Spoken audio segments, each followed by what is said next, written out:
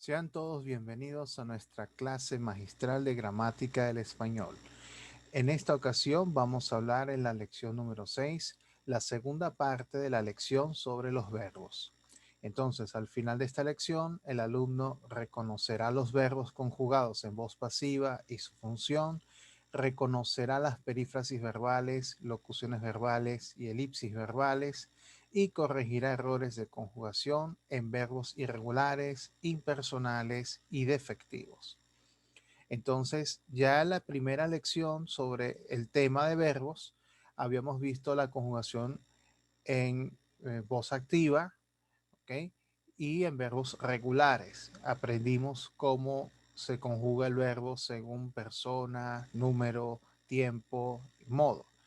Esta vez vamos a avanzar en otros detalles de la conjugación.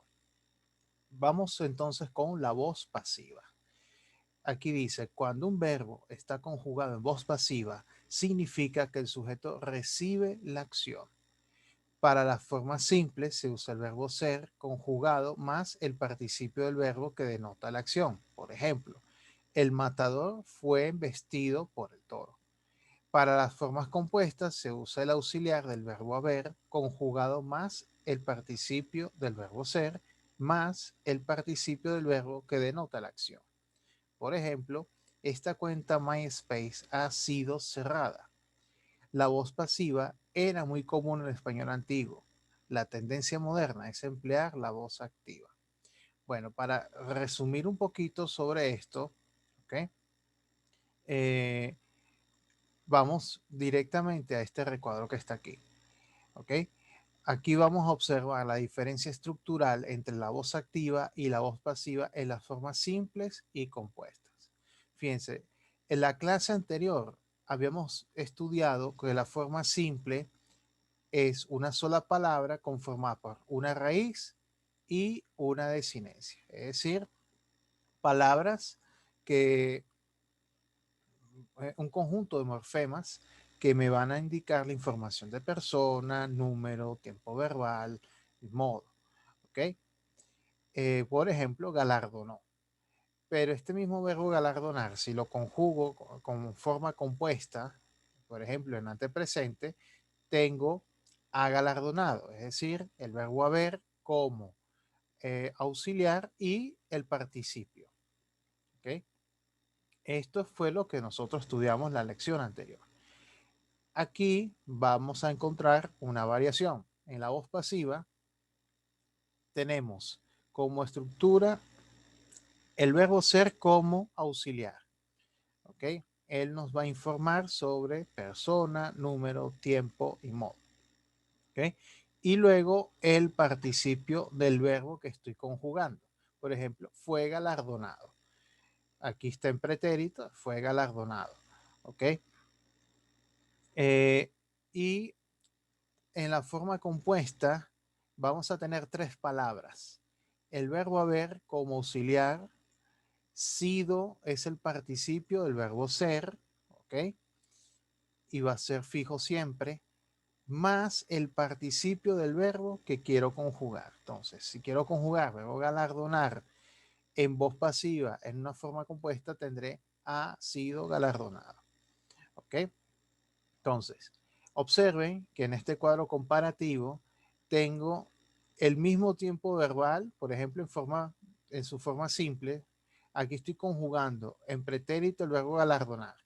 Fíjense. Y además, tercera persona en singular. ¿Ok? Él galardonó. ¿Qué significa el galardonó? Está conjugado en tercera persona del singular, en pretérito, modo indicativo, voz activa. Aquí también, en fue galardonado, también es tercera persona del singular. También es pretérito.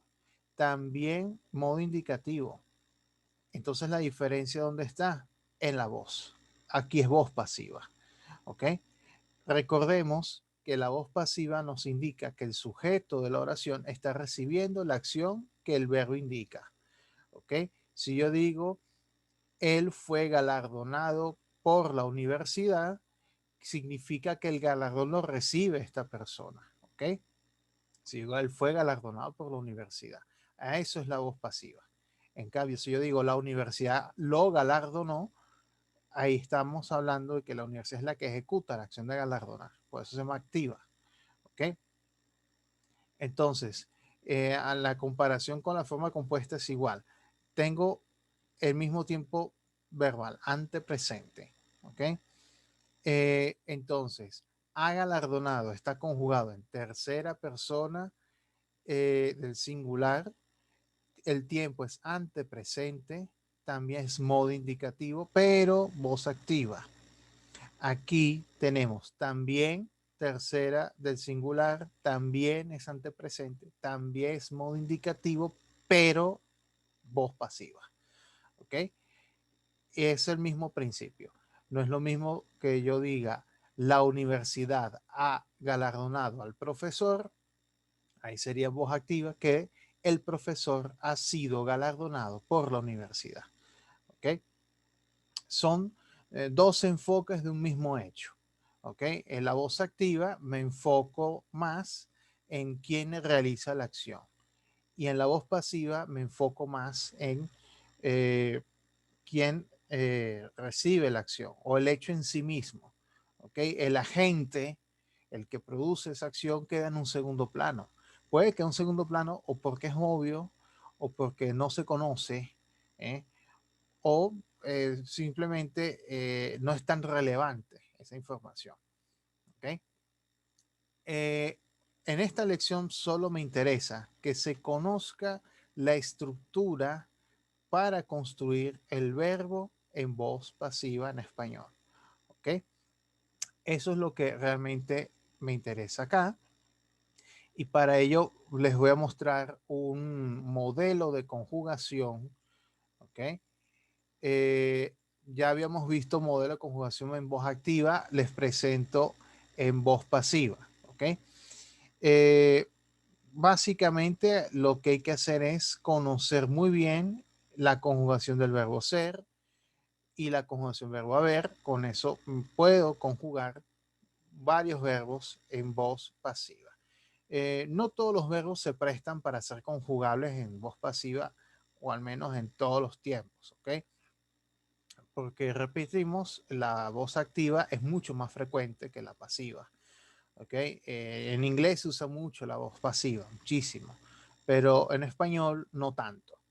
Eh, en las siguientes lecciones veremos que hay dos modalidades de construir oraciones pasivas, pasivas perifrásticas, que van a usar este tipo de núcleo verbal, y las pasivas reflejas, que van a utilizar la partícula C junto con un verbo que está en voz activa, pero en la práctica la oración pasa a ser pasiva porque recibe el sujeto la acción. Bueno, eso lo veremos en las siguientes lecciones.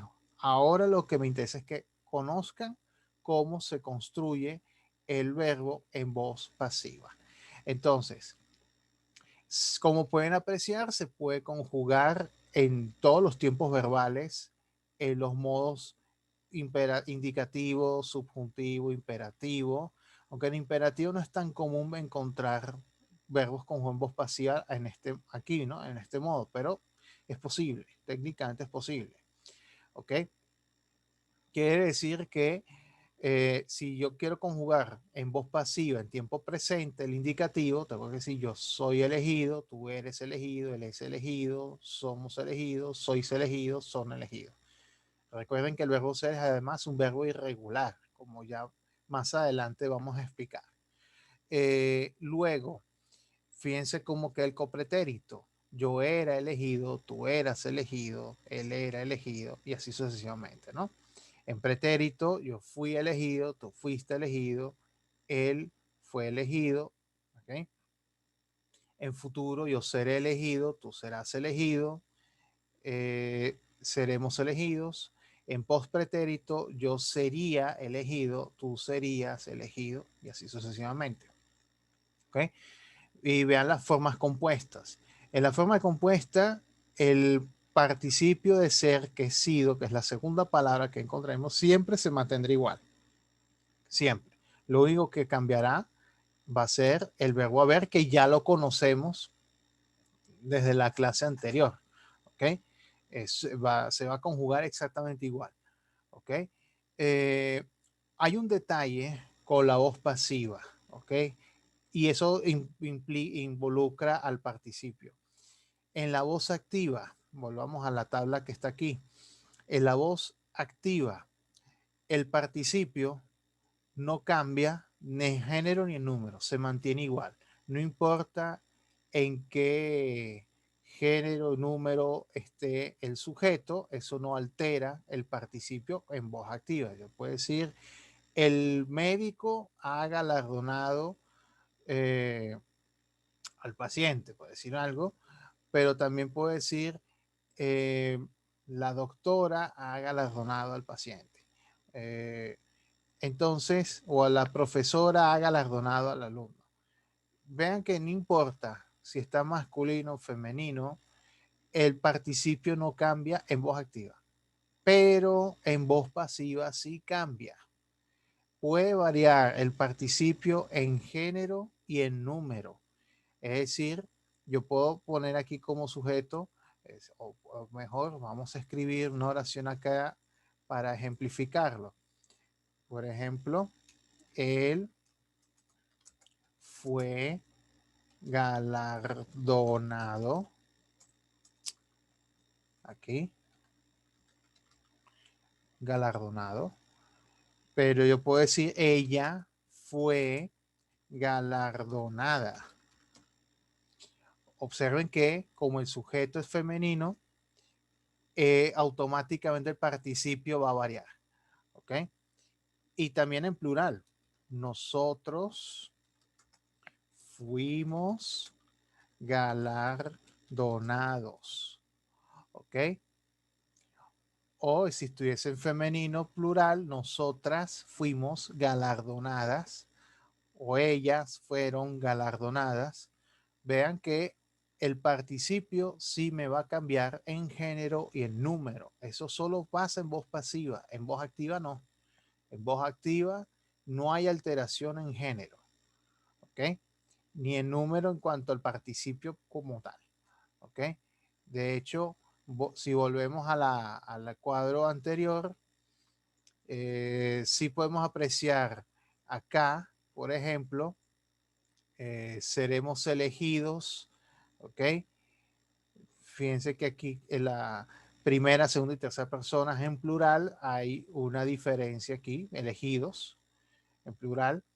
Eh, pero por supuesto, como ya les demostré, puedo ponerlo también femenino. No hizo falta, pero también es posible. ¿Ok? Y lo mismo va a pasar en modo subjuntivo. ¿Ok? El truco de conjugación es similar. Él quiere que yo sea elegido. Si yo quiero conjugar presente subjuntivo, tengo que usar querer en presente. Él quiere que yo sea elegido, que tú seas elegido. Pero si quiero conjugar en pretérito, él quiso que yo fuera elegido o yo fuese elegido. ¿Okay? Es igual. Eh, el verbo haber también va a mantener su conjugación en modo subjuntivo tal como lo vimos en la lección anterior. La diferencia es que aquí van a ser tres palabras. ¿Okay? Haya sido elegido. Bueno, esta es la voz pasiva en cuanto a estructura. Volveremos a la voz pasiva eh, cuando empecemos a estudiar el sujeto, la oración y complemento agente y todo esto. ¿Ok? Ya eso pertenecerá a la unidad 2 correspondiente o a la unidad 3 correspondiente al análisis sintáctico. Vamos a avanzar un poco en las implicaciones en la redacción con la voz pasiva. La voz pasiva, como les dije, no es tan frecuente. De hecho, en la prensa, en la redacción de la prensa, y esto es algo útil para los estudiantes de comunicación social, no se recomienda utilizar la voz pasiva. ¿Okay? Se hace hincapié en que se redacte en voz activa. En el lenguaje periodístico es así. Claro, es más frecuente encontrar esta estructura en noticias de sucesos, noticias que tienen que ver con crímenes, asaltos, cosas por el estilo. Ahí es muy frecuente encontrar. Fulano de tal fue asesinado, fue ultimado, fue secuestrado, cosas por el estilo. ¿Ok? ¿Y por qué ocurre eso? Muchas veces porque la persona que ejecutó el crimen no se sabe quién fue. A las a las primeras informaciones no se sabe, no se conoce y se opta por describir el hecho en sí mismo. Entonces, por esa razón encontramos la voz pasiva aquí. Eh, pero aquí me permito citar a Alex Guillermo en uno de sus libros titulado El estilo del periodista, explica que si bien la voz pasiva es de uso menos frecuente de la voz activa en español, esta estructura permite resaltar adecuadamente determinados hechos. ¿Okay? Esto es algo que ya lo habíamos mencionado. Él pone el ejemplo de Gabriel García Márquez escribió Cien años de soledad. Aquí se resalta el autor. Si yo digo Cien años de soledad fue escrita por Gabriel García Márquez, se resalta la novela. Eso ya lo habíamos mencionado. Acá se aclara con un ejemplo específico. Aquí también, si el redactor desconoce el sujeto de su información, la voz pasiva será la mejor alternativa. El hacendado fue secuestrado en el área de San Francisco. Claro, no sabemos quién lo secuestró, entonces es conveniente hacerlo así. Y también se emplea si el agente, es decir, que hace la acción, es ampliamente conocido, muy obvio. Berlusconi fue condenado a 4 años de cárcel. Claro, se sobreentiende que el tribunal efectuó la acción. Ahora, Grigelmo añade que los periódicos han creado una variedad de oraciones pasivas que no existen en el idioma y que él ha denominado pasivas imposibles. En estos casos, los elementos están dislocados, lo que produce un error de sentido. Él pone ejemplos que él ha tomado de la prensa, ¿no? Y con X se marca la forma incorrecta y con el visto bueno la forma correcta. El balón logró ser introducido en la portería. Este es un primer ejemplo. Cuando lo correcto y lógico, es decir, el balón fue introducido en la portería. Decir el balón logró ser introducido en la portería hace pensar que el balón de forma autónoma hizo la acción, lo cual es ilógico. Es alguien que hace la acción de chutar el balón, ¿ok? O patear el balón. Acá también el director general no consiguió ser localizado por este periódico. Lo apropiado es el director general no fue localizado por este periódico. O sea, el periódico es el que intenta localizarlo, ¿no? Acá tenemos otro. Los bomberos tardaron 1 hora en ser informados de que gas formó la nube. Lo correcto es tardar 1 hora para informar a los bomberos de que gas formó la nube. Claro, aquí de hecho ni siquiera la oración está en voz pasiva, ¿ok? Queda mejor redactarlo en voz activa en este caso. O su hermano murió al ser disparado por un policía. Suena extraño. Su hermano murió por un disparo de la policía. Es distinto. O pedimos por Victoria, que ha sido trasplantada del corazón. Cuando debe ser, pedimos por Victoria, que ha recibido un trasplante de corazón. Esto es muy frecuente, ¿no? Usar trasplantado como un adjetivo, solo que a veces genera el efecto de que es la persona a la que se trasplanta y no es así. Por cierto, otro error común es decir trasplantada con N y no es con N, sin N. Es trasplantar. ¿Ok? Ese es otro elemento clave con ese verbo. Bueno, esto es lo que podemos decir respecto de la voz pasiva. ¿Ok? Es una estructura que va a tener en su forma simple el verbo ser como auxiliar más participio y en su forma compuesta el verbo haber más sido, que es participio del verbo ser, más el participio del verbo que yo estoy conjugando. Ok, eso es lo que queríamos explicar hoy respecto de la voz pasiva. Eh, lo que me interesa es que conozcan la estructura, pero en las siguientes clases volveremos a analizar oraciones de este estilo. Vamos a ver a continuación otra estructura verbal, denominada perífrasis verbal. Ok, leemos a continuación su definición. Es el resultado de combinar dos formas verbales que se comportan como un solo verbo. Se componen de una forma simple o compuesta más un infinitivo, gerundio o participio. Les recuerdo que infinitivos son las palabras que terminan en ar, er, ir, gerundio las que terminan en ando, endo, y participio las que terminan en ado, ido, to, so, cho. ¿Okay? Entonces, es un verbo cualquiera que será el auxiliar más alguna de estas tres palabras. A veces se usan preposiciones o conjunciones para enlazar ambas formas. Esto es común con el infinitivo. ¿Ok?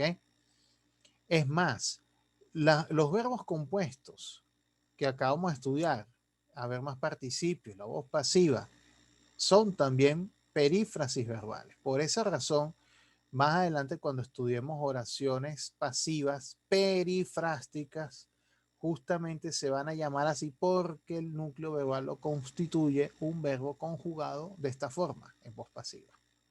¿Ok?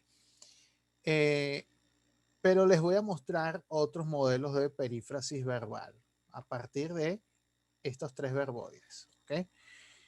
La carga semántica recae en el infinitivo participio gerundio, es decir, el significado principal lo va a tener estas tres palabras. ¿Ok? El verbo, por lo que la forma conjugada, el primer verbo, se va a comportar como un auxiliar. En otras palabras, y aquí vuelvo a citar a Ernest Guillermo, los verbos base se han desprendido de su significado habitual. Si yo digo me voy a examinar, no significa que el alumno se deba desplazar a otro sitio. O sea, el verbo, cuando yo digo me voy a examinar, el significado principal es examinar. ¿Ok? El significado de ir en cuanto a desplazamiento no va de esa manera. ¿Ok? Ya se interpreta como un todo. Como un todo. Me voy a examinar es una manera de expresar una acción a futuro inmediato. ¿Ok? Y es lo que Alex Guillermo explica aquí. No significa que el alumno se deba desplazar a otro sitio. Él puede examinarse en el mismo lugar donde está hablando. ¿Okay? Entonces, eso es lo que ocurre en la perífrasis verbal. Examinar es la palabra más importante en cuanto a significado. ¿Qué es lo que él va a hacer? ¿Okay? A hacer un examen. ¿Okay? El verbo ir ya aquí deja de significar desplazamiento, movimiento a un determinado, voy a ir a la playa. No, no es ese. ¿Ok? Aquí ya hay que interpretarlo como un todo. ¿Ok? En lugar de decir me examinaré, yo puedo decir me voy a examinar, que es un futuro inmediato. ¿Ok? Muy bien. Dicho esto, voy a mostrarles algunos ejemplos de perífrasis verbales. Fíjense bien. Acá tenemos este recuadro. Eh, Aquí ejemplos que tomo de este autor, Fernández de Castro. Eh, Aquí tenemos las tres combinaciones. Un verbo cualquiera más infinitivo. Aquí tiene los ejemplos. He de marcharme, hay que ir, tienen que venir, debes hacer, se puso a gritar. ¿Ok? Generalmente, cuando yo construyo esta estructura perifrástica con infinitivo, yo estoy señalando una acción que va a ejecutarse a futuro. He de marcharme, hay que ir, tienen que venir, debes hacer, se puso a gritar. ¿Ok? Es una acción que está proyectada hacia el futuro. ¿Ok? Y observen que en muchos casos tenemos una preposición o el que como palabra de enlace. Fíjense que en debes hacer no lo tenemos, pero en otros casos podemos tener una preposición, puede ser a, puede ser de, puede ser la conjunción que van a servir de elementos de enlace. Y esto normalmente ocurre con los de perífrasis con infinitivos. ¿Ok? ¿Qué ocurre con las perífrasis con gerundio? Tenemos anda quejándose, está mirando, sigue intentándolo, iban restaurando, siguieron dictando. ¿Ok? Normalmente cuando yo utilizo la estructura con gerundio, estoy indicando una acción en desarrollo. ¿Ok? Una acción en desarrollo. ¿Ok?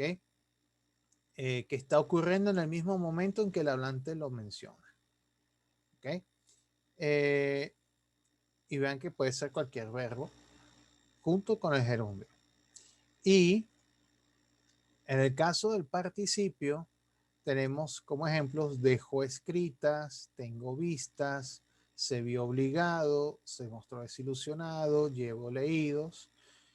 Acá, aquí indica que ya son hechos consumados, o sea, ya son acciones que pertenecen al pasado.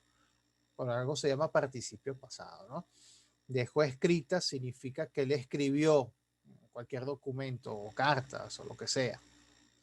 O tengo vistas, si él vio algunos objetos o algo así, se vio obligado significa que un determinado hecho lo empujó a hacer determinada acción. ¿Ok? Se mostró desilusionado, llevó leídos, o bueno, yo he leído 4 libros, por ejemplo. Habla de hechos consumados. Ya vean la diferencia. Con infinitivo, hechos que se proyectan a futuro. El gerundio, hechos que que se están desarrollando en el mismo momento que el hablante los menciona. Y el participio, hechos que ya ocurrieron, hechos consumados. ¿Ok? Eh, Otro elemento que hay que darse cuenta es que en este tipo de estructuras es muy frecuente encontrar pronombres átonos en función enclítica, como enclíticos. En español, si yo pongo después del verbo un pronombre átono, va inmediatamente pegado a la palabra. ¿Ok? Eso es muy frecuente con el infinitivo y con el gerundio. Quejándose, intentándolo, ¿ok? Quejándose, quejándome, quejándote, quejándonos. Eso es posible, ¿no? En español va pegado, a diferencia del portugués, que cuando esto ocurre, si yo tengo alguna de estas palabras, yo tengo que poner un guión, o en inglés, si yo tengo que poner pronombre después del verbo, lo pongo separado. ¿Okay? Por ejemplo, follow me, como decir sígame. Y Y si yo pongo en portugués ségueme, ese ségueme se escribe con un guión que lo une. ¿Ok? Como pueden apreciar, esos son elementos arbitrarios que se conforman durante la construcción del sistema de escritura de los idiomas. ¿No? Entonces, estos son ejemplos de perífrasis verbales. Esto se asemeja un poco a los phrasal verbs en inglés. ¿Ok?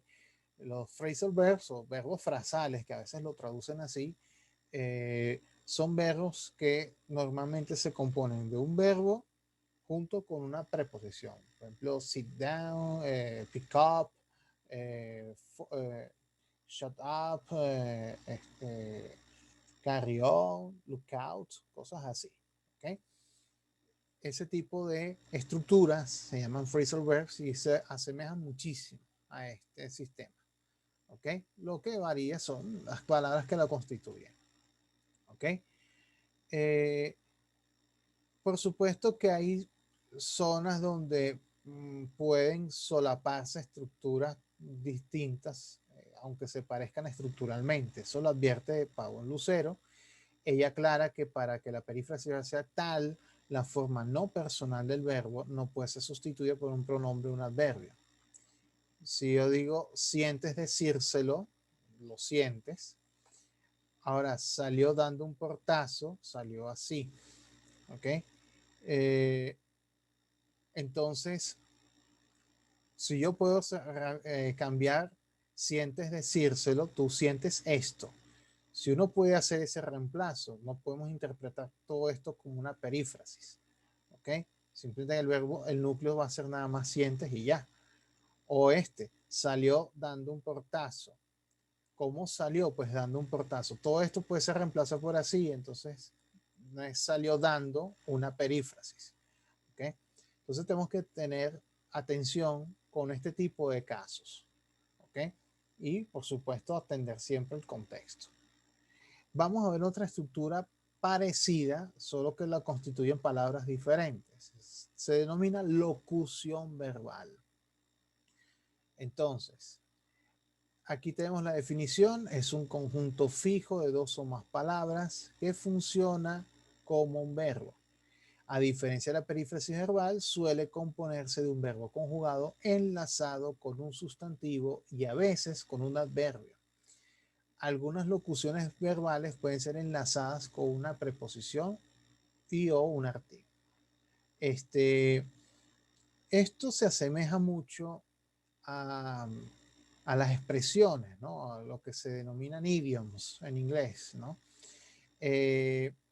Nos daremos cuenta de eso, ¿no? Fíjense algunos ejemplos. Caerse de espaldas significa efectivamente caerse hacia atrás, ¿ok? Pero vean que caer en cuenta significa comprender algo, captar algo. Vean que entonces el verbo caer nuevamente va a perder un poco su sentido original, eh, de manera que en la combinación, y es una combinación fija, va a adquirir un nuevo significado. ¿Ok? Eh, por ejemplo, vean el verbo dar. Aquí tenemos 4 locuciones con verbo dar, pero con la combinación de diferentes palabras ya tenemos un nuevo significado. Por ejemplo, dar a conocer es revelar algo. Dar la cara es asumir la responsabilidad ante alguien. Darle a la lengua es hablar muchísimo. ¿Ok? Darse cuenta es captar algo, entender algo. ¿Ok? Percatarse de algo. Lo mismo pasa con otras por aquí. Por ejemplo, echar a perder, echar de menos, echarle en cara, echar una mano. El verbo echar también pierde su significado original en favor de la combinación de las otras palabras y me genera un nuevo significado. Por ejemplo, echar a perder es dañar, echar de menos es extrañar, echarle en cara es espetar algo a alguien, echar una mano es ayudar y existen otras. Por ejemplo, echar un pie, popularmente se llama así, a bailar, echar un pie. ¿Ok? Incluso en el lenguaje más coloquial aún, en Venezuela, por ejemplo, echar vaina significa, bueno, bromear. Puede ser bromear en una acepción o puede ser perjudicar a alguien. Cuando uno dice, no me eches una vaina, esa de manera tan coloquial de expresarlo quiere decir que no les haga ningún perjuicio de nada, ¿no?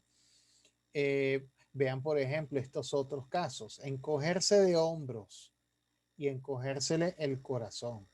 ¿Ok? Vamos a borrar estos de aquí. Fíjense, de nuevo, el verbo encogerse pierde su noción original y ya cuando combino aquí encogerse de hombros, ¿qué quiero decir? Es el gesto donde alzamos los hombros y agachamos la cabeza cuando uno no sabe algo. Y ese es el gesto que uno utiliza, ese es encogerse de hombros, ¿no?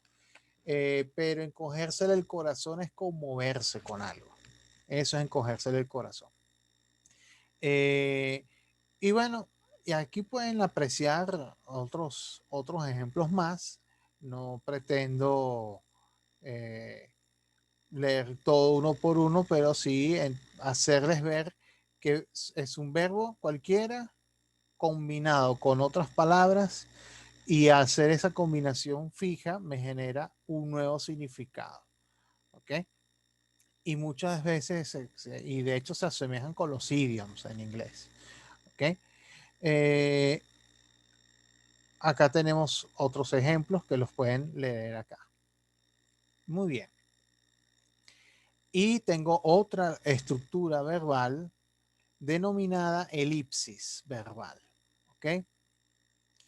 Esto es más sencillo. Aquí significa que el verbo se sobreentiende. Es decir, que aunque no se pronuncie o escriba, otros rasgos permiten deducir su presencia, como las comas en la escritura o las pausas en el habla. Se acostumbra a elidir el verbo cuando éste ya ha sido mencionado antes en la misma oración. Eso cuando estudiamos oraciones coordinadas es muy común encontrarlo, ¿no? O algunos casos de oraciones subordinadas comparativas, también hay mucha elipsis verbal. Les muestro estos tres casos. Por ejemplo, Yo el Supremo. Esto es el título de una novela de Augusto Roa Bastos, ¿ok? La coma está reemplazando al verbo soy. O sea, es lo decir yo, el Supremo, es como decir yo soy el Supremo. ¿Ok? Esto es un ejemplo de elipsis verbal. Se sobreentiende. El verbo ser se presta mucho para ser elidido. Incluso a veces si nombramos verbos compuestos seguidos, varios verbos compuestos seguidos, muchas veces omitimos el auxiliar. Ese es un tipo de elipsis verbal que también podemos encontrar. Por ejemplo, yo he estudiado, trabajado toda mi vida. Yo he estudiado y trabajado. O sea, en la segunda, en lugar de decir yo he trabajado, se omite la opción porque ya se sobreentiende. Otro ejemplo, fíjense, aquí tenemos, ellos compraron cerveza y nosotros pasapalos. Claro, efectivamente, como ya se mencionó, compraron y lo mismo que ocurre aquí, bueno, ya se sobreentiende, de manera no se vuelve a mencionar de forma explícita. ¿Ok? O para mis amigos, todo. Para mis enemigos, la ley. Eh, entonces, una frase que se la atribuyen a dictadores por ahí, nadie se pone de acuerdo quién la dijo originalmente. Lo cierto es que este es otro buen ejemplo de elipsis verbal. Acá, nuevamente, se sobreentiende el verbo dar, ¿ok? En ambos casos, ¿ok? Eh, bueno, esto es una elipsis verbal, ¿ok? No confundamos el término elipsis con la figura geométrica, ¿ok? Elipsis en gramática significa es una supresión o, o una eliminación de un elemento. ¿Ok? En este caso, elipsis verbal. Se elimina el verbo, pero se sobreentiende su presencia allí. ¿Ok? Eh, entonces, esta era otra estructura gramatical que quería mostrar. Otro elemento clave que tenemos que considerar con los verbos son los verbos irregulares. ¿Ok? Vamos a empezar por su definición. Fíjense, los verbos irregulares son aquellos que presentan cambios vocálicos o consonánticos, en la mayoría de los casos en la raíz verbal. Esto es clave, ¿ok? Algunos pueden incluso cambiar completamente su estructura. Tales son los casos del verbo ir, el verbo ser, ¿ok? Y acá voy a citar a Andrés Bello, que me parece la mejor definición de verbos irregular, o sea, o cómo nosotros podemos saber que es efectivamente irregular. Para calificar un verbo de regular o irregular, no debe atenderse a las letras con que se escribe, sino a los sonidos con que se pronuncia. O sea, este es un criterio fundamental. ¿Ok? ¿Qué ocurre? Tenemos verbos como estos: aplicar, que está en C, pero también con Q, mecer con C y Z, pagar con G, y aquí una U, que esta U es muda, pagué, igual aquí, seguir, sigo, o rosa, Z y C. No son irregulares. Hay una irregularidad ortográfica, pero la pronunciación es exactamente la misma. Aplicar, apliqué, el sonido K prevalece. Mecer, meso o mecer, meso, dependiendo si lo pronuncia en español, eh, igual, mantiene la misma fonética. Pagar, pagué, ¿ok? Mantiene la pronuncia, el fonema, G, igual que seguir y sigo, el fonema G, o rozar, rocé, o si es pronunciado por un español, rozar, rocé, ¿ok? Ese sonido se mantiene. O sea, hay una variación ortográfica, pero eso no significa que sean irregulares. ¿Ok? Ahora les voy a mostrar un cuadro que sintetiza un poco los patrones de irregularidad que podemos encontrar. ¿Ok? Y ahí es donde vamos a ver que el cambio implica un cambio de pronunciación. Y cuando hay un cambio de pronunciación, efectivamente podemos decir aquí hay un verbo irregular. ¿Ok? Entonces, vamos a avanzar a esta tabla, como habíamos dicho, verbos ir y ser cambian por completo. Observen que según el tiempo verbal empleado y en qué modo, varían por completo. Verbo ir, yo voy, tú vas, en presente, pero en completito yo iba, tú ibas, pero en pretérito yo fui, tú fuiste, en postpretérito iría, irías, etc. Curiosamente, el pretérito de ir y ser coincide en su forma, ¿ok? Evidentemente, cuando sé yo que un fui es verbo ir y un fui es un verbo ser, es el contexto, ¿ok? Si yo digo, por ejemplo, yo fui a la playa, ese fui es el verbo ir. Pero si yo digo yo fui estudiante, ahí es el verbo ser. ¿Okay? El contexto es el que lo va a deducir. ¿Okay? Pero es una curiosidad que podemos encontrar aquí y esto también pasa en lengua portuguesa, por ejemplo. Ahora sí les voy a mostrar una tabla donde se sintetiza los patrones de irregularidad en la raíz verbal.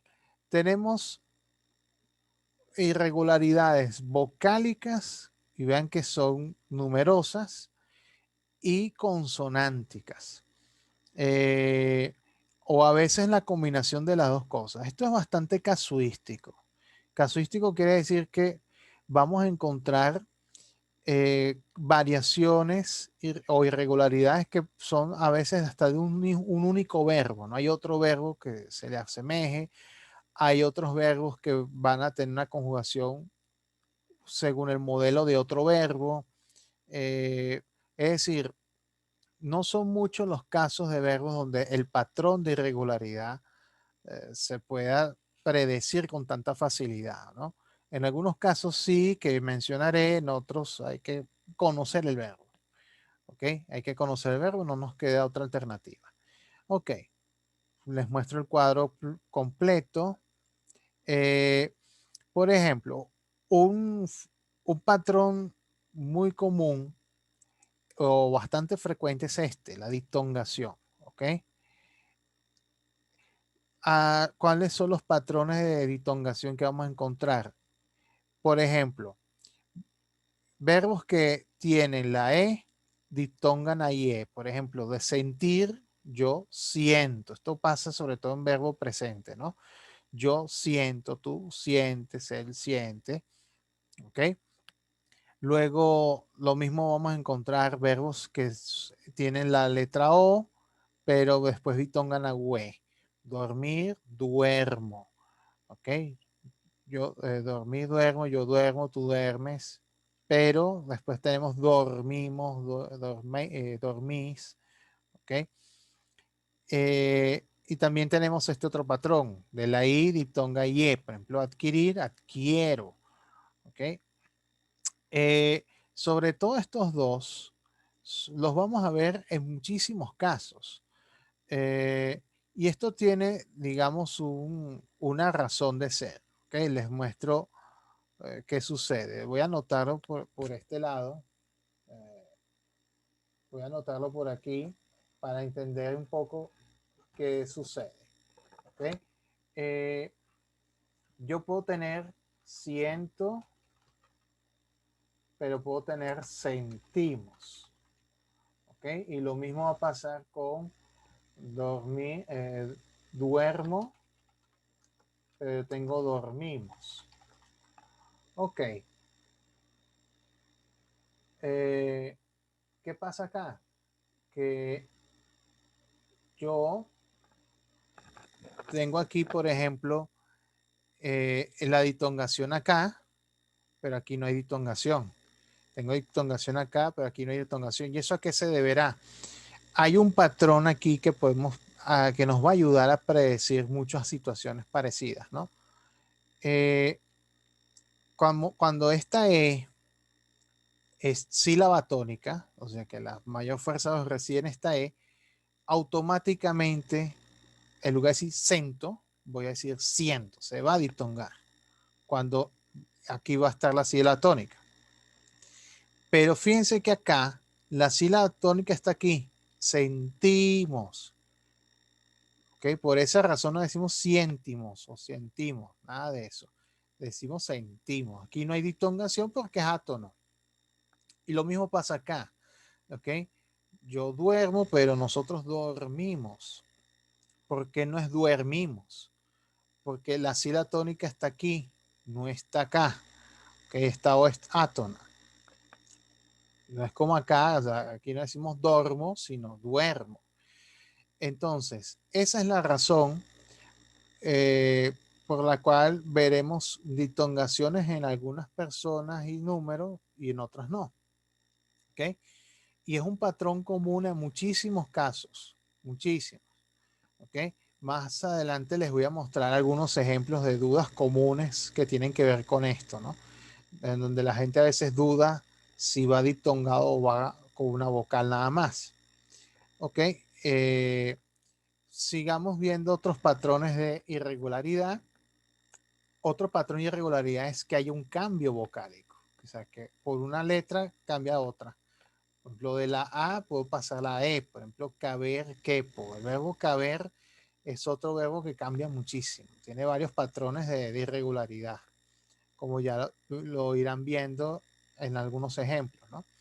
Uno de ellos es este, de caber a quepo. Yo quepo. Si el verbo caber fuese un verbo regular, yo diría yo cabo, pero eso no es así, es yo quepo. Lo mismo tengo de la A a la I, por ejemplo, de hacer hizo, de dar di, de la A a la U, saber, supe, caber, cupe, por ejemplo, de la E a la I, pedir, pido, de la O a la U, dormir, durmieron. Luego otro patrón de irregularidad es pérdida vocálica, es que aquí se elimina la vocal. Por ejemplo, el futuro de caber es cabré. En español es cabré. En portugués sí se mantiene la E. En portugués se puede decir cabré, pero en español no. Aquí es cabré. Igual acá, poder, en futuro vas a ser podré. Yo podré. En portugués se mantiene la E, podré.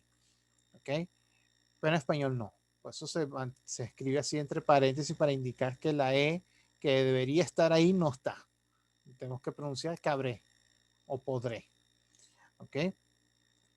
Modo imperativo, por ejemplo, hacer, haz. ¿Ok? El sonido de hacer se va a mantener aquí. Haz. Poner, pon. Salir, sal. ¿Ok? Después, otro patrón de irregularidad, pérdida vocálica por una parte y al mismo tiempo puede haber una adición, supresión o cambio de alguna consonante. O sea que hay un 2 por 1 aquí, ¿no? Fíjense bien, de hacer, fíjense que tengo la C y la E, puedo decir en futuro haré. Si hacer fuese un verbo regular, deberíamos conjugarlo haceré, pero esto no existe. En cambio es haré. Lo mismo pasa con poner pondré. Esta D no está en ningún lado. No está aquí original. ¿Ok? Fíjense que en portugués es por ahí. Que es por. Poner en portugués es por. Si lo conjugo en futuro es por ahí. ¿Ok? Pero fíjense en español cómo queda. Poner, pondré. Estoy añadiendo una consonante que no tenía. Si fuese poner un verbo regular, deberíamos decir poneré y no es verdad. Igual acá, salir, saldré, ¿ok? No es saliré, como uno pudiera pensar si esto fuese regular, es saldré. Entonces aquí tenemos que por una parte se quita vocal y al mismo tiempo se añade consonante o se suprime o hay un cambio, ¿ok? Otro patrón de irregularidad está aquí, conversión vocálica Y o Y. Por ejemplo, de la E, vamos a pasar a Y, a una semivocal o semiconsonante. Leer, leyó, no leo, ¿ok? O de atribuir, de una I pasamos a Y. De atribuir, atribuyó, no decimos atribuyó, ¿ok? Entonces, estos serían los patrones de irregularidad, eh, básicamente vocálicos, donde la vocal es la que está implicada en el cambio. Los consonánticos, vean que son un poquito menos. Puede haber adición de consonantes. Por ejemplo, se puede añadir una Z en nacer, nazco, una G en poner, pongo, o IG, traer, traigo, o Y, traer, trayendo. ¿Ok? Aquí estamos añadiendo consonantes que no tenía originalmente. O cambio de una consonante por otra. Aquí tenemos de una C a una J, de decir, dijo. ¿Ok? De decir, dijo. Como pueden ver, esta tabla que digamos sintetiza la mayor cantidad de casos posibles, fíjense que la variación se va a centrar sobre todo en la raíz. Cuando es la palabra en la forma simple, la irregularidad la vamos a detectar más en la raíz y la desinencia se va a mantener igual. ¿Ok?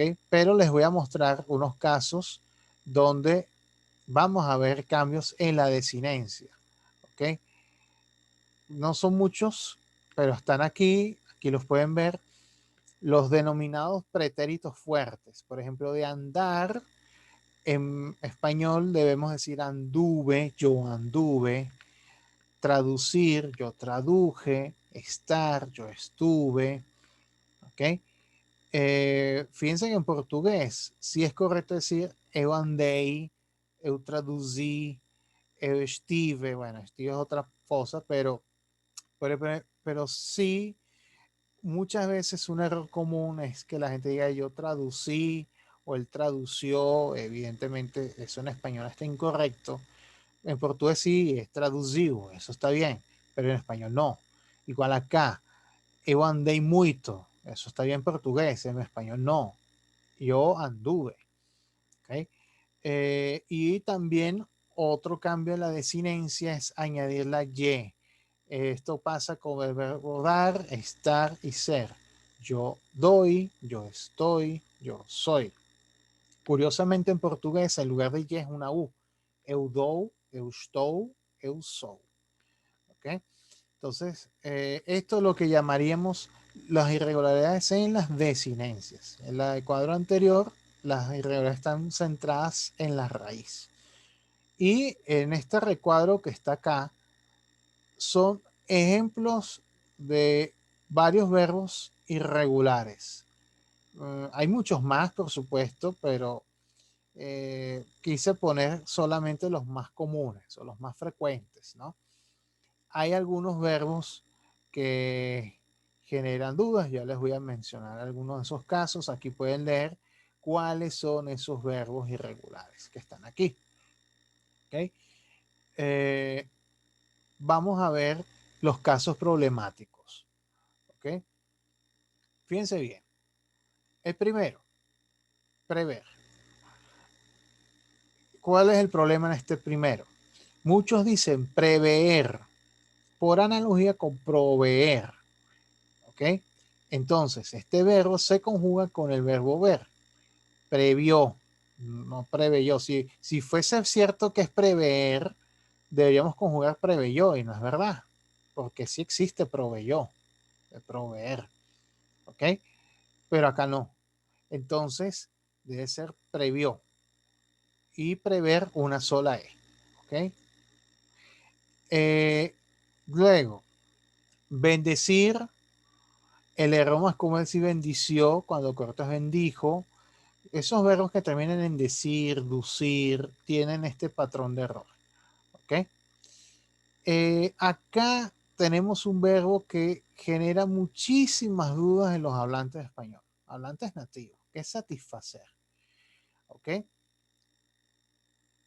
se oyen errores como estos: satisfació, satisfaceré. Mire, el truco infalible para conjugarlo correctamente es igual que el verbo hacer. ¿Cómo se dice el futuro de hacer? Haré, ¿verdad? Por lo tanto, es satisfaré, no satisfaceré. Usted no dice haceré con el verbo hacer en futuro, usted dice haré. Lo acabamos de explicar. Es el mismo modelo de conjugación, satisfaré. Y fíjense en pretérito. Eh, Muchos dicen satisfació, usted no dice asió en pretérito, usted dice hizo. Bueno, si usted dice hizo, entonces hay que conjugar satisfacer, satisfizo. Eso no me satisfizo. ¿Ok? Eh, Así es como se conjuga este verbo. Este verbo genera, tal vez de los verbos irregulares, es el más problemático. ¿Ok? A mucha gente muchas veces se va por la tangente y prefiere trabajarlo con una perífrasis verbal en infinitivo. No va no va a satisfacer, no, o no fue satisfecho, o sea, lo ponen como participio, en fin. Hay gente que se va por otras rutas, ¿ok? Precisamente porque es un verbo que genera mucha duda en su conjugación. Tenemos nuevamente otro caso: inducir. No es indució ni inducimos, sino indujo, indujimos. Coser, atención, coser con C es de cocinar. No confundamos con coser con S, que es de costura. Coser costura es regular. Coser de cocinar es irregular. De manera que las papas se cuecen, no se cocen. ¿Ok? Si a alguien en la oralidad le digo las papas se cocen, pensará que hay hilo y aguja de por medio, y no es verdad. Las papas se cuecen. Luego ya mencioname el verbo andar, y se supone que es anduve. ¿Okay? Luego tengo predecir. Con este verbo se cometen errores como predició. Debe ser igual que luego decir, de modo que es prediré o predeciré y predijo. A veces ocurre, a propósito, que un mismo verbo irregular puede tener varias formas irregulares válidas. O sea, se puede decir prediré o predeciré, pero fíjense que maldecir es maldeciré siempre, no es maldiré. O sea, no podemos hacer la analogía con predecir. ¿Ok? Curiosamente, maldecir se conjuga maldeciré en futuro, no maldiré. Fíjense que a diferencia de predecir, que se puede decir de las maneras. Hay otros verbos así, ¿no? Por ejemplo, el verbo errar, de cometer error, se puede decir en primera persona yo erro o yo yerro con y, y ambas formas son correctas. ¿Ok? O un verbo que irregular que se usa muy poco, pero se cita mucho, tal vez por ser un verbo muy curioso, es este que está aquí, roer. El verbo roer generalmente no lo usamos en primera persona. O sea, si fuésemos roedores y tuviésemos necesidad de usarlo, tal vez, pero casi siempre lo usamos en tercera. Pero existen hasta tres formas de conjugar roer en presente del indicativo en primera persona singular. Yo puedo decir yo ro con doble O, yo roigo o yo rollo. El diccionario de la academia recoge las tres posibilidades como válidas. Por supuesto, no es muy frecuente verlo, pero se puede conjugar. ¿Okay? Existe la posibilidad de hacerlo. ¿Okay? Bueno, y aquí también tengo otro caso, que es tostar. ¿Se acuerdan cuando les expliqué acerca de dormir, duermo? ¿Verdad? Como hay ditongación. Mucha gente a veces no está seguro si dice el pan se tuesta o el pan se tosta. ¿Ok? Yo tosto el pan o yo tuesto el pan. Se supone que es yo tuesto. ¿Ok? Es el mismo patrón de conjugación. Yo cuento, pero nosotros contamos. ¿Ok? Es igual que contar. Entonces, yo no digo el niño conta, sino el niño cuenta. Bueno, es igual. El pan se tuesta. ¿Ok? Igual que amoblar, ese es otro verbo que también genera enredo. Unos dicen, yo amoblo la casa, yo amueblo la casa, se supone que es amueblo. O, por ejemplo, forzar.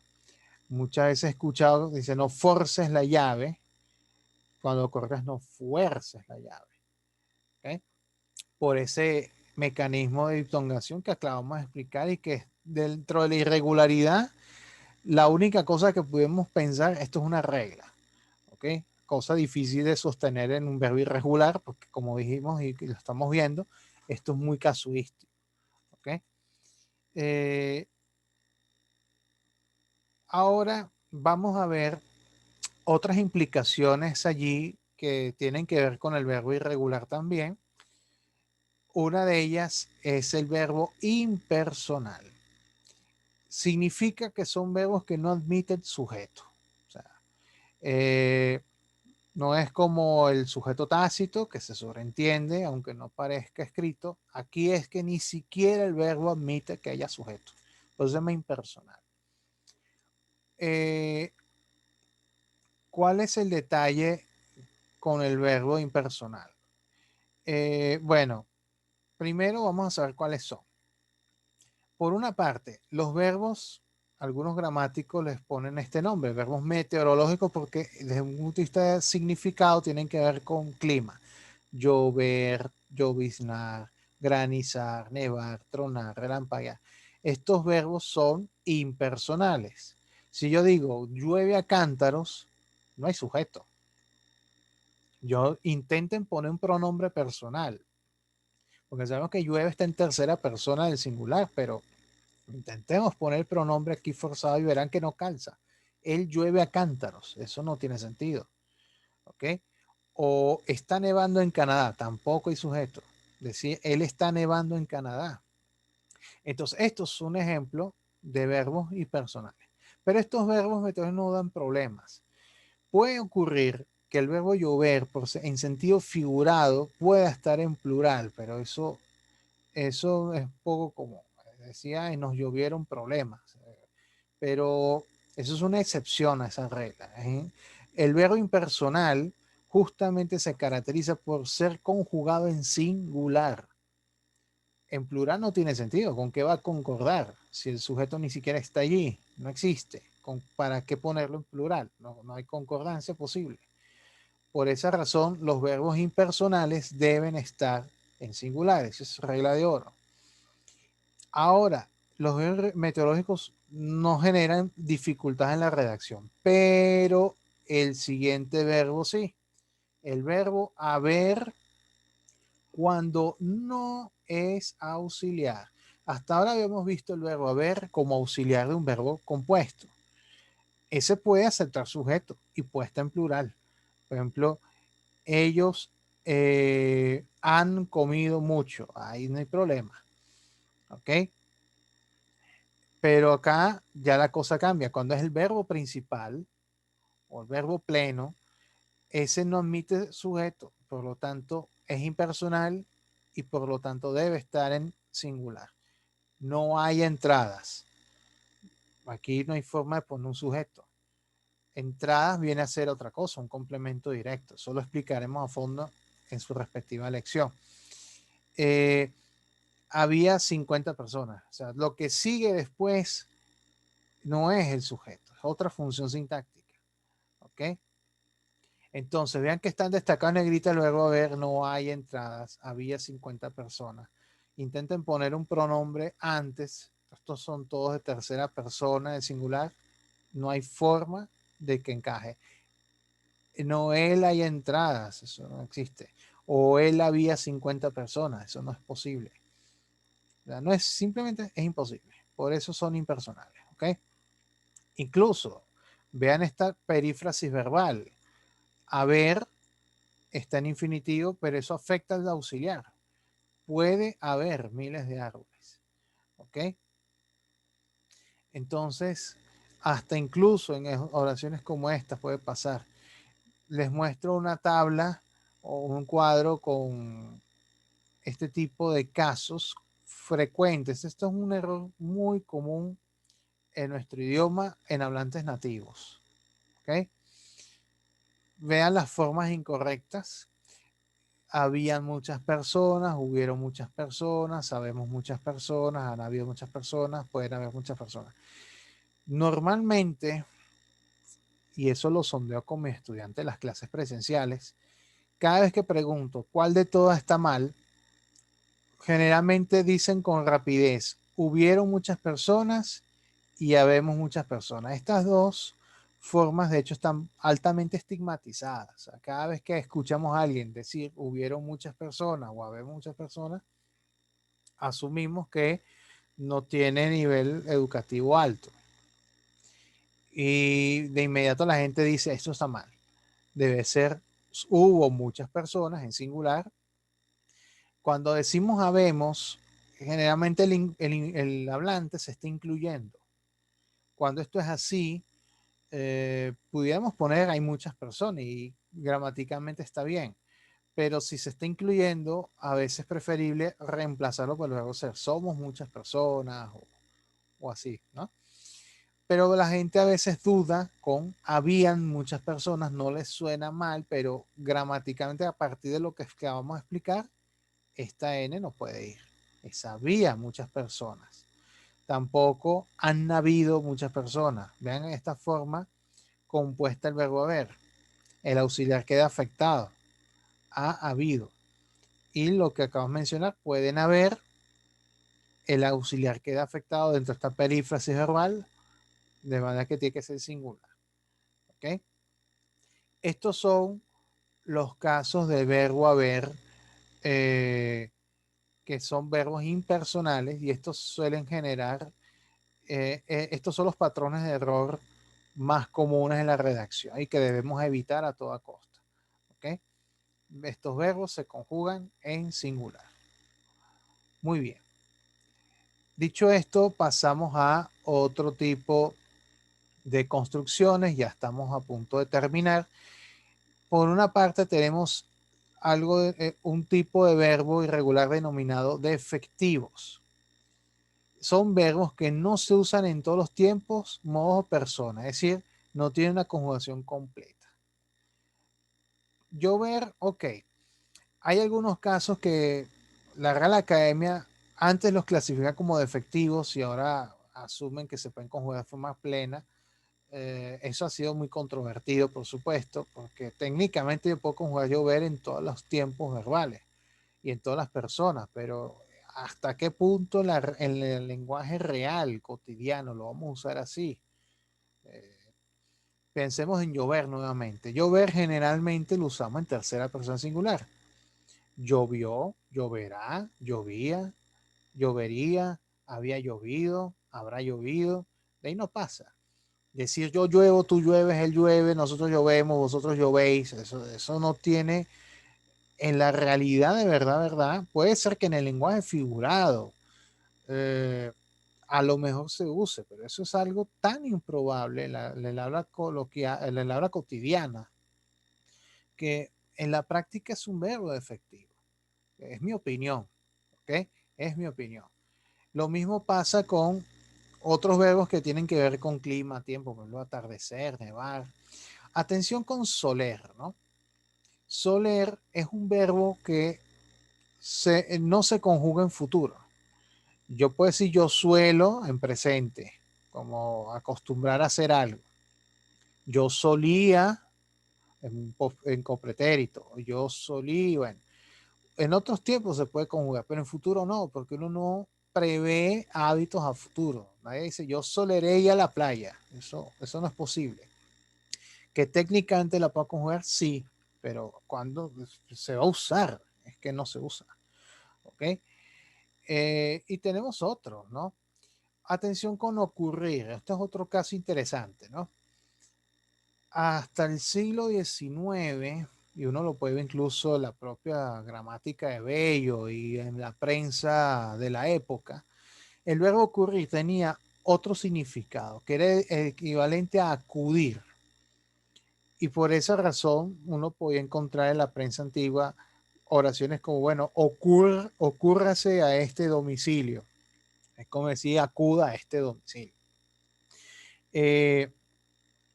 Pero ocurrieron tales personas, pero ese uso cayó en desuso, ¿ok?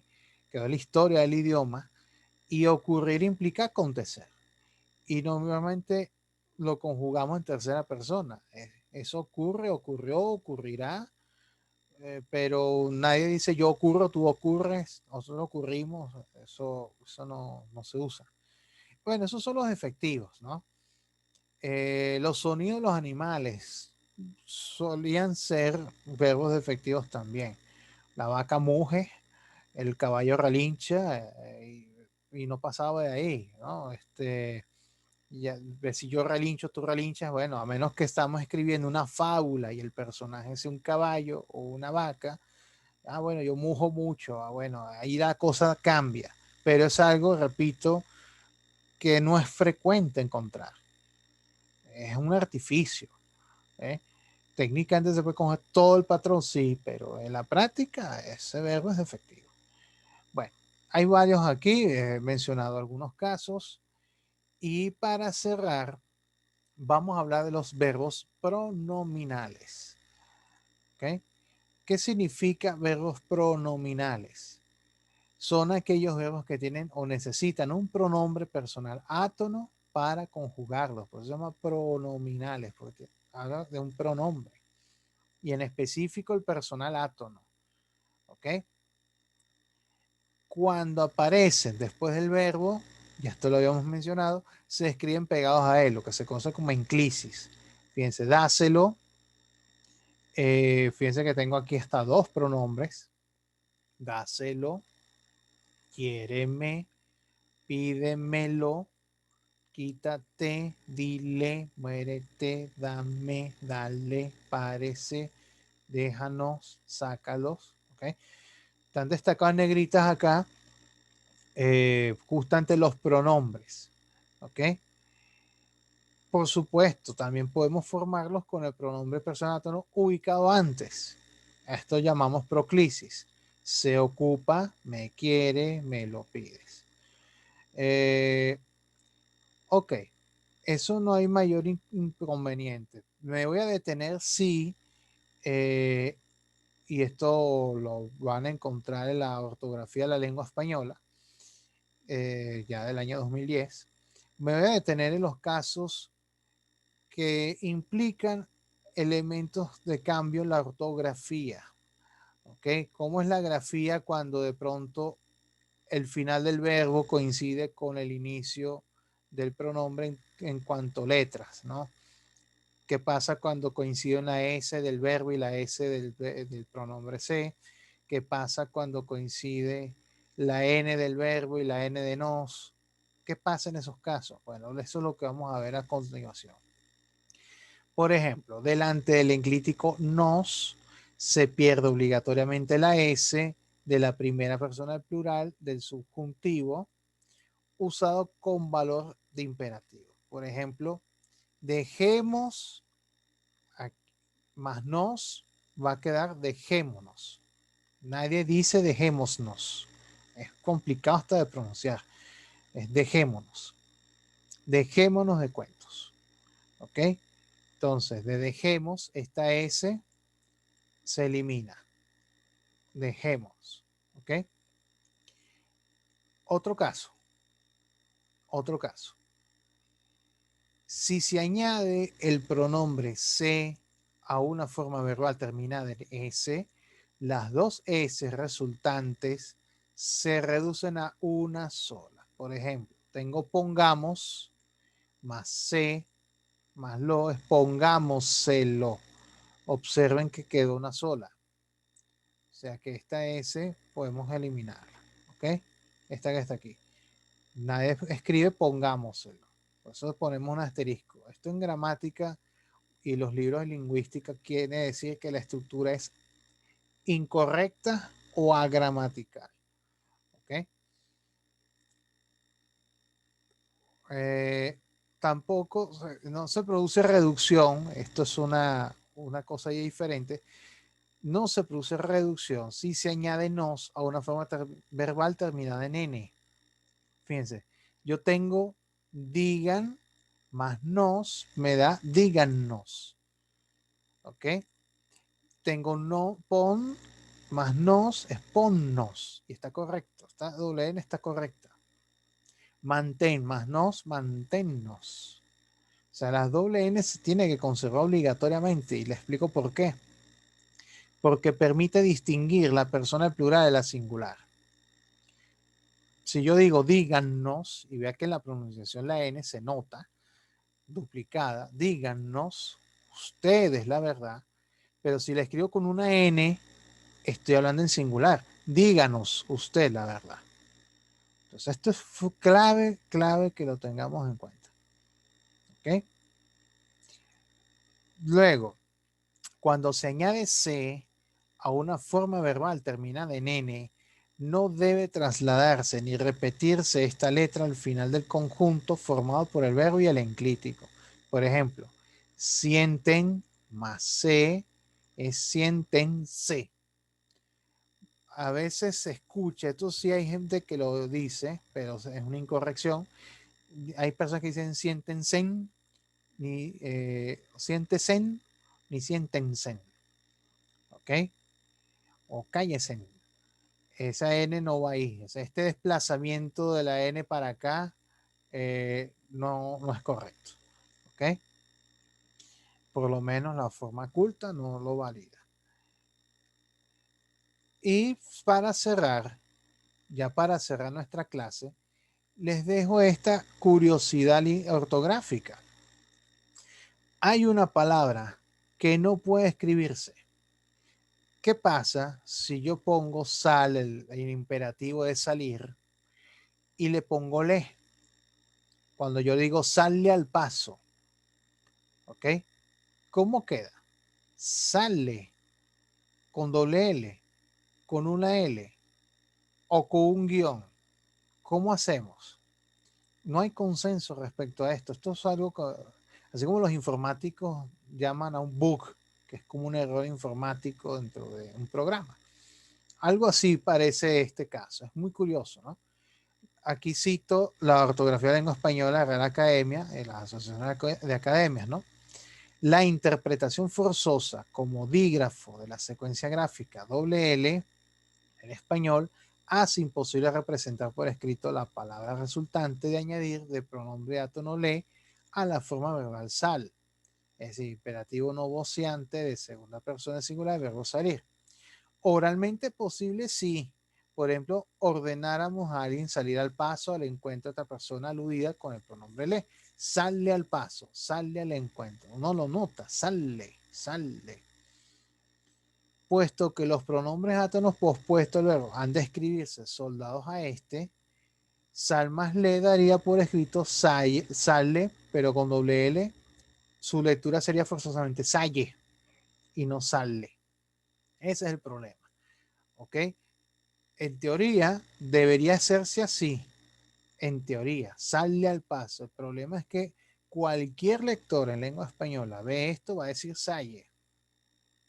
Va a decir salle. Es inevitable. Entonces algunos han propuesto de pronto poner un guión, o por ejemplo, como a veces en catalán se utiliza, se pone un puntito. ¿Okay? Lo cierto es que no existe una solución definitiva ante este caso que es prácticamente único, ¿no? Por lo menos la ortografía reporta esta curiosidad. ¿Ok? Eh, ya, bueno, el uso, sobre todo los escritores, dirá, bueno, cuál será la solución más viable o de pronto hacer como se hace en portugués, poner un guión. De manera que exalde, aunque claro, visualmente el lector en español no está acostumbrado a este tipo de recursos y puede quedarse un poco desconcertado. Bueno, como pueden ver, el verbo en español tiene muchísimos detalles, muchísimos detalles. Ya para recapitular, vean que además de explicarles cómo se conjuga el verbo en regular y en voz activa, cómo varía según persona, número, tiempo, modo, vimos cómo cambia también con voz activa, voz pasiva, y además vimos otras estructuras verbales como las perífrasis, las locuciones, las elipsis verbales y por supuesto los verbos irregulares y todas las implicaciones que además va a tener en la redacción. ¿Ok? Y derivados de los verbos regulares, los verbos impersonales, defectivos, etcétera. Bueno, vean toda la cantidad de cosas, por eso es que muchas veces hablantes de otras lenguas consideran que las lenguas derivadas del latín, sobre todo español, portugués, etcétera, muchas veces dicen que son lenguas muy difíciles de aprender precisamente por esto, ¿ok? Precisamente por esto. Piensen, por ejemplo, en la lengua inglesa, cuyo sistema no está exento de complejidades, atención, pero ciertamente es más simplificado el sistema verbal, ¿ok? En cuanto a toda su variación morfológica. Pero hay lenguas donde ni siquiera existe flexión alguna. Es prácticamente hablar con infinitivos y ayudarse con otras palabras vecinas para todas las demás nociones de temporalidad, ¿no? Tal ocurre con el chino. Entonces, y ya existen otras lenguas así. De manera pues que muchas veces se alude a este sistema verbal heredado del latín, la causa por la cual dicen el español es la lengua más difícil del mundo, el portugués. Yo lo he escuchado también el mismo argumento con portugués, con francés, con las demás derivadas del latín. Pero es una cosa que heredamos de ese sistema. Muy bien. Y como pueden ver, esto ocurre porque el verbo aporta mucha información. Y sin embargo, y lo veremos en la siguiente lección dedicada a adverbios, veremos que el verbo, a pesar de toda la información que aporta, no va a ser suficiente. Tendremos que ayudarnos con los adverbios para describir de manera precisa aquello que queremos mencionar en la oración. Bueno, con esto damos por concluida la lección. Muchas gracias por su atención y será hasta la próxima oportunidad.